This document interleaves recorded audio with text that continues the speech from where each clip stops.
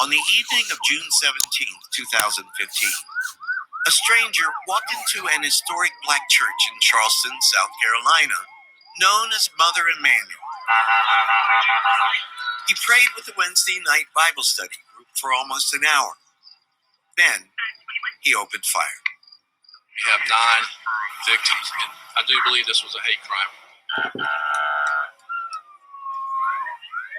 Friends say the 21-year-old high school dropout was a loner, an unabashed racist with a deep hatred for black people.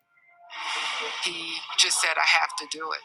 He said, you rape our women and you taking over our country. The massacre in Charleston touched off not only a debate over the Confederate flag, but it touched off a debate all over the country. How did we get here? And why is this happening?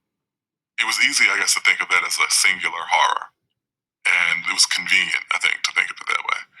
Unless you really wanted to understand how this could happen. And then that meant that you had to get into the history. Most of us know that our country fought a civil war in the 1860s. But less is known about what came afterward, the chaotic, exhilarating, and ultimately devastating period known as Reconstruction.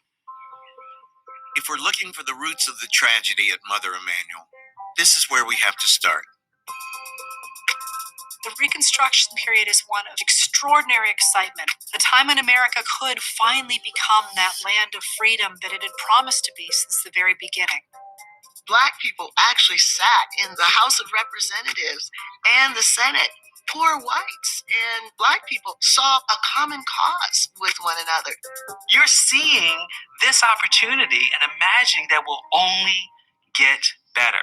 And looking back, what we know is those Black folks had no idea of the cliff that they were heading towards. The achievements of Reconstruction triggered a fearsome backlash, an onslaught of terror and oppression that lasted for decades. After 250 years of slavery, white Southerners could not quite accept the 4 million former slaves as equal members of their society. Violence is used in conjunction with Jim Crow in order to strip African Americans of the rights and privileges they gained during Reconstruction. The Charleston Massacre comes from a long history of white terror against African Americans. But Reconstruction left a legacy of hope, as well as violence.